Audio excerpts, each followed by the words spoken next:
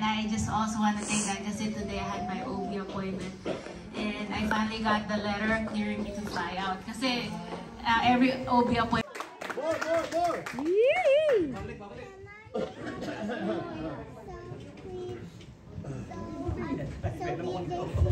Edward, hindi po sa inyo lahat. Pipreach na daw. Dahil last time na taling niya, hindi namin na kumpleto. Pero ngayon, marami mang hadlang para hindi kami makapunta dito. At least nagawa ng paraan para matapos natin. Yay! Thank you, Lord. Siyang gawa ng paraan para God. Malungkot ako dahil namatay yung pasyente ko kagabi. So, I was really glad dahil hindi ko siya iniwanan kaagad. At ako ang nandoon nung nalagutan siya ng kanyang last breath. And the doctor was so glad that I was the one who was with her.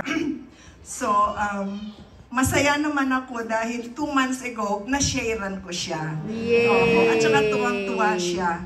At saka pati yung anak niya sabi niya, oh, I'm glad Yolanda, you're talking about church. God for His goodness and His faithfulness. Amen. Magpipreach yata ako eh. Ang ganda eh! Ang ganda!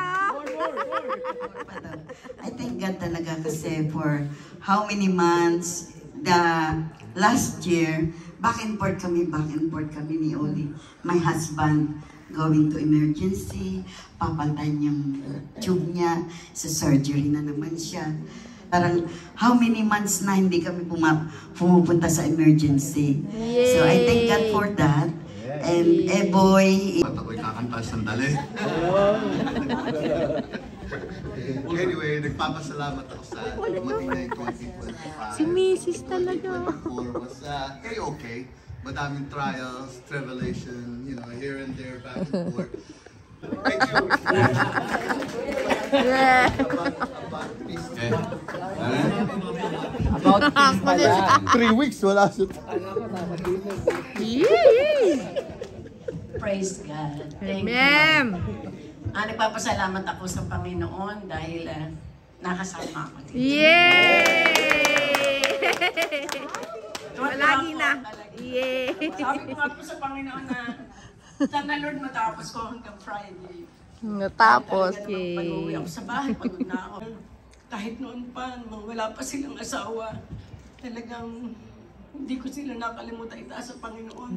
Na hanggang sa pagtanda nila, wala ko inaasahan sa buhay ko. Para sa mga anak ko, kundi ang Diyos lang natin sinasamba. Kaya sa Diyos ang kapurihan, sa lahat ng ginagawa. Best year, no? Kasi, ano to, talagang parang nagkaroon ako ng transformation sa 2024.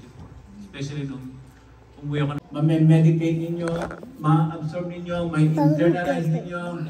And then, sa unang tinuro niya, nagagawin natin. So let's go to the first one. Ano sabi niya? Naguhitan ko siya. Unang-una, sabi niya, Our Father. Look at that one. Hallowed be your name. Sa inyo, i-meditate ninyo na kailangan nyo siyang sambahin. I-meditate nyo na you are privileged to worship Him. And I'm telling you, if you do that and experience the your relationship mo sa Kanya, you know. So it's all about your relationship with Him. It's about Him. It's about Him. Amen.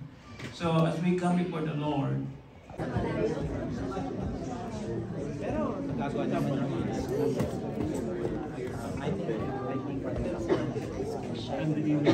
Kami naman ang partner. pagkain, thank you for the fellowship, thank you for bringing us together here. Let your name alone be honored and be glorified. As we give you the praise, in Jesus' name, amen. Uy, nagdo-drawing.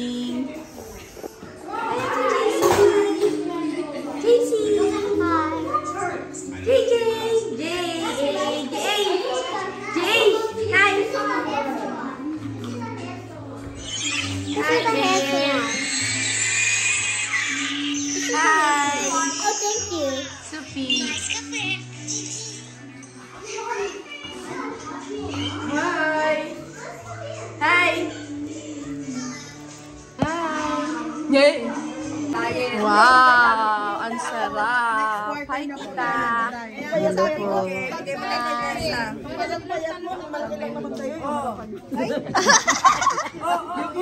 Ano yung powder yung naharap? Meron pa mahal. Oo nga, wala pa ako. Magpapatlak daw po. Hi. Maaga matutulog. Hi. Mark, anong nangyari sa Sabi ko kasi sa akin yan eh. Hi. Thank you, Lord. Praises and glory to God alone. We worship the God who evermore will be. We open the prison doors, we parted the raging seas. My God, He holds the victory. There's joy in the house of the Lord. There's joy in the house of the Lord today, and we won't be quiet. We shout your praise. There's joy. Dami daw.